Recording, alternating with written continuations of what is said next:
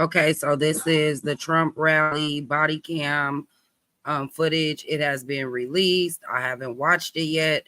I saved it for later because I kind of wanted to watch it and do a reaction if I have a reaction. But at the same time, I watched so much of it, I'm kind of like, I don't want to say numb, but I don't know. Decided. How about that? Decided. But let's watch. All right, welcome back in here to Live Now from Fox. I am Andy Mack. Thank you so much for joining us. We're seeing a video for the first time, body cam footage in the immediate aftermath of the July 13th assassination attempt on former President Donald Trump. It has been released by Iowa Senator Chuck Grassley, who obtained the video from Beaver County Emergency Services with a congressional request. Grassley released the video on social media on X with the following caption: "Sensitive content. July 13th body cam footage provides more information than Secret Service will share with America. We need detailed answers ASAP on security failures. Transparency begins with accountability." We do want to warn you, viewer discretion is advised during this video, as while we did blur the video, it does show some tense moments immediately after, real time happening as the shooter was neutralized on the rooftop at this rally in Butler, Pennsylvania. Again, viewer discretion is advised. Let's take you out to this breaking news, this body cam footage from that day, July 13th. So we don't know. So this is the guy yes, that they sent yes, Beaver County sniper scene and sent the pictures out. This is him. Okay. All right. Rifle right there, obviously. Got it.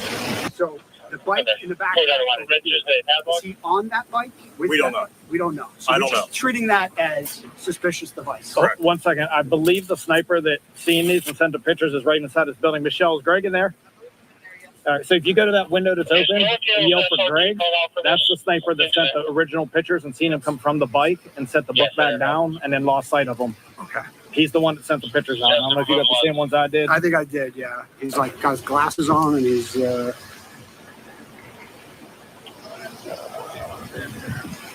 So we had the picture of that. I got that. Okay, and then this is his bike with the stuff. And our sniper seen him walking away from that, I believe. Okay. But he would be right inside that window. He's the one that physically seen this, sent the pictures, and called it out. Okay, so, and we have somebody detained, correct? That I don't know. Detained on this side. All right. Our guy that was just up here told me that there's a guy detained. He's the owner of the bike. And I said, no, that's the owner of the bike. Yeah, basically, we've been up here, so we wouldn't know that information. We just hold ass. We got every day. Got it. We helped No, yeah, that's no problem. Is that all your stuff? That was one of our Yeah, so someone came up looking to treat him. And Yes. Copy. Gas is off to the building, just so you know. Thank you. Yeah, they do. I talked to them. They were those people detained were building. Maybe they were involved. Maybe they weren't. Other than that, I haven't heard anybody. Well, I think the guys that saw them filming were like, oh, they were filming us, and then filming the guy up on the roof, and then filming us, and then when the shots started firing, they like tried to run away. He's like, isn't that what everybody would do that has a phone? You know, I'm not saying they weren't, but you know what I mean? Like that. It's up in the air right now, right? Right. So I got no problem detaining them. But again, I'm just trying to detain those guys, find out what they know, who they are, whatever. I'm trying to get clear information to relay back to DC. We have one shooter deceased. I think we have 3 victims in the crowd. Is that, did you guys hear there too? That I'm not sure. So I heard 1 deceased, 2 life fighting. I know 2 helicopters did take off. Yeah. Okay. So, I don't know how many victims. Where you're one command. We have access to a drone. Where this water tower. Any LE? No. No, that's incorrect. I will try to confirm. One Secret Service, I believe that was the one that was in the vehicle. In the van. And yeah, he was there. Did he survive?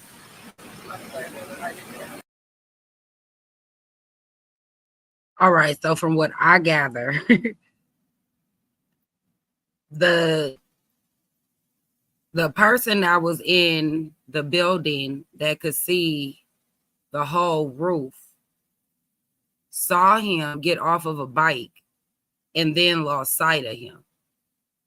I'm assuming that's when they both left that area to go look for him. That's my assumption. That's when they left the area. But if it was two of them, I never understood why, if it was two of them, why they both left that area. One would have been able to see him on the roof if they would have stayed in position. And were they told to stay in position, or were they allowed to move like that? Like that just seems a little awkward and very weird to me, that you would be stationed in a position and that's your position. It's two of y'all and both of y'all left the position. That don't make sense. But okay, we're gonna go back to what they talking about.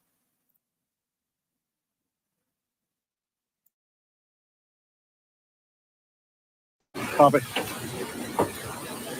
All right, you can see some of those tense moments immediately in the aftermath in Butler, Pennsylvania. This is the post from Chuck Grassley, the senator from Iowa, saying, "Knew my office has obtained documents from law enforcement on July the 13th, the assassination attempt of President Trump, writing the Secret Service acting director Rowe and the Secretary Mayorkas, again, to get badly needed answers and clarity on a very scary situation, terrifying." And of course, that was happening in real time there.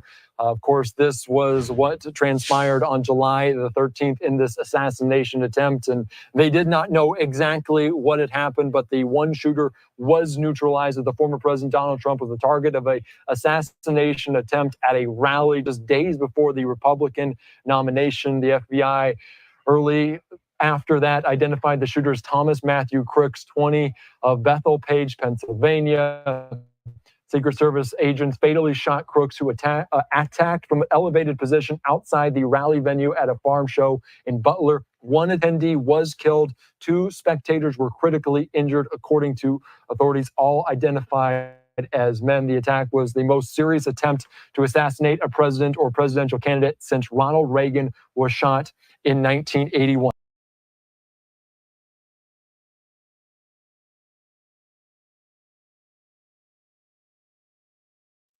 Now my other thing is, I haven't looked for this, but I've been wondering, like, okay, they said it's possible that he could have been, grazed by the bullet, right? But I wanted to know what would happen to your hearing if that happened to your ear. Like, what happens to your hearing if you get shot by the back? What happens to your hearing?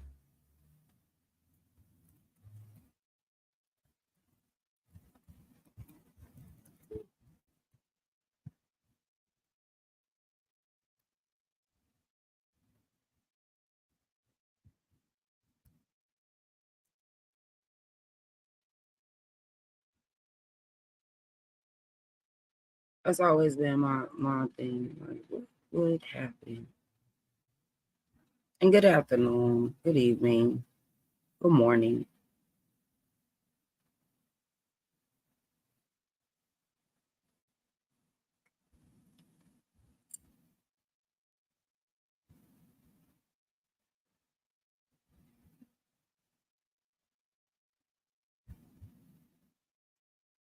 And see, that's the thing. I don't wanna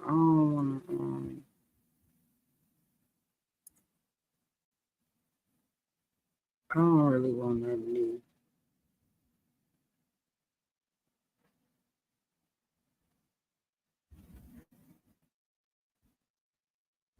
It's all this new stuff.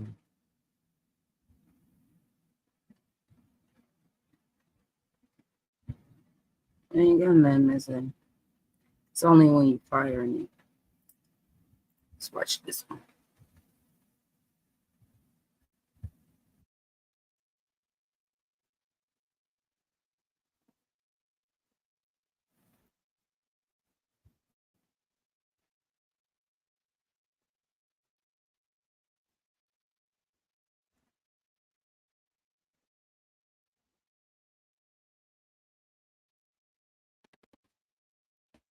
And become ballistic experts.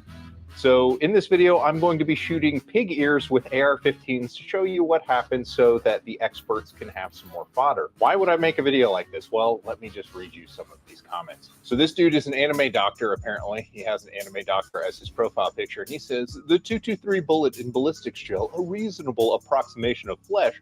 Notice how the wound cavity starts to develop immediately. Flat blow your ear off. Its supersonic velocity turns sideways in fragments you can also see here. Okay, bud, that's a gel block where the bullet has traveled approximately 12 inches or more in soft gel to create a cavitation thing. That's not what an ear is. I mean, I'll fix that ear. But then we've got Steve, who's stepping off the bench and giving us his take on this, and this is fantastic. First off, the M16 uses tumble bullets. Second, the AR-15 is a rifle barrel. This is the fake news crossover. M16 would have ripped the ear off. The normal bullet used in the AR-15 is a twist rate bullet. That makes the bullet fly straighter, thus a clean hole. Thank you for your service, Steve. Thank you. And finally, we have ear experts who are entering the fray with this to say. This is what an ear looks like after recovering from an AK-15 bullet. There's no way Donald Trump was hit with anything other than glass. That guy's just straight trolling. There's no way he's for real, and my hat is off to you, sir. I salute your trolling and rate it strong to very strong. So to get to the bottom of this, bro science is necessary. I like to be wearing a lab coat right now, but this tuxedo t-shirt is about as close as I've got to it. Sorry. So first things first, I put on Dexter gloves and gave myself nightmares by stapling pig ears to cardboard targets. And this is where there's a caveat. We were shooting these targets at about 10 yards, whereas the shooter engaged Trump at 140 yards. But this should exaggerate any damage that the rifle round is going to cause to the ear because it's much closer and the bullet is flying still a lot faster, being closer to the muzzle. Second, you guys probably picked up on this, pig ears are not the same as human ears. They're a lot thicker and they're kind of like pork chops to handle. It's just weird. And third, we don't know what barrel length the shooter used. We're using Daniel's 16-inch AR-15. The 16-inch AR is one of the more popular, most basic types of rifles. If it had a longer barrel, it'd get more velocity, but we're shooting at 10 yards, so who knows. Next, I bought 4 rounds of .223 and .556, the caliber that was likely used to shoot at the president. The first round was a Winchester White Box .223, which is a 55 grain projectile loaded at 3240 feet per second. It's pretty cheap. It's widely available. It could have been one of the options available. Next is the Winchester White Box 556. This is M193 spec, but it's the same 55 grain pill loaded to 3180 foot per second. It's pretty much going to be the same thing, but 556, 223. Now, there were a lot of news reports that the shooter bought a 50-round box of ammunition. This is an uncommon box size for rifle rounds. They're usually sold in like boxes of 20 or boxes of way more than that. So this was the only box that was sold in a 50 count, and it is the Hornady 223 boat tail that's loaded at 3240 foot per second. And then finally, I spent some extra money and bought kind of the nicest round they had in the store. It's just a big box sporting goods store, and that is the Hornady Black 223. That's a 75 grain projectile loaded at 2790 foot per second. So my buddy Daniel, who helped me make this video, couldn't help himself and brought his 2 pig guns to shoot at these pig ears with, and he brought his 4570 lever action gun, which is what Chris Pratt uses in the Jurassic World videos, and he had the Hornady Lever Revolution ammo that's a 325 grain projectile loaded at 2050 foot per second. And because Daniel is a connoisseur, he also had some 8.6 blackout loaded with some kind of nightmarish projectile that will expand on impact and yeah, gross. So Daniel got us started by shooting the 223, 556, and the Hornady 223 into the target. You can see the damage from those 3 rounds. I mean, it just basically punched little bitty holes in the ears. We switched off, and then I got to do the shooting. I shot the 75 grain Hornady as well as the 4570 because Daniel wanted me to absorb the recoil from that son of a gun and the 8.6 black. But regardless, it just still punched holes. That's the 4570. So even with the Gucci rounds, it just punches a little bitty hole. So here is the bro science bit, the takeaway. All of the ammunition just produced little bitty pinholes in the ear. This was completely predictable. I knew this was going to happen, and I still spent $100 in ammo just to show you that it would happen. Millions of Americans go to the range every week and shoot at paper or cardboard targets with high velocity ammunition, just leaving little holes. Now, you remember that high-speed video that I stole from the Ballistic High Speed channel, which is being creatively used here. But what's happening is the gel block is actually presenting resistance to the projectile, so the energy is coming off the projectile into the gel. The gel is stretching around the projectile, creating a cavity or stretch wound that then snaps shut. And there's a difference. Like if we were shooting at like a thick piece of prime rib, you would get results more like the gel block, but we're shooting at something that's more like a piece of cardboard, like say an ear, then you're just going to get a hole puncher basically. So what's the point of all this? If you've got a know-it-all family member, you can share this with them and let them see with their own eyes what happens when you shoot ears with rifle rounds. And second, quit feeling like you have to go hard on the internet just because there's a topic to talk about. Like if you don't know anything, just ride the fight. It's okay. Stay classy, internet.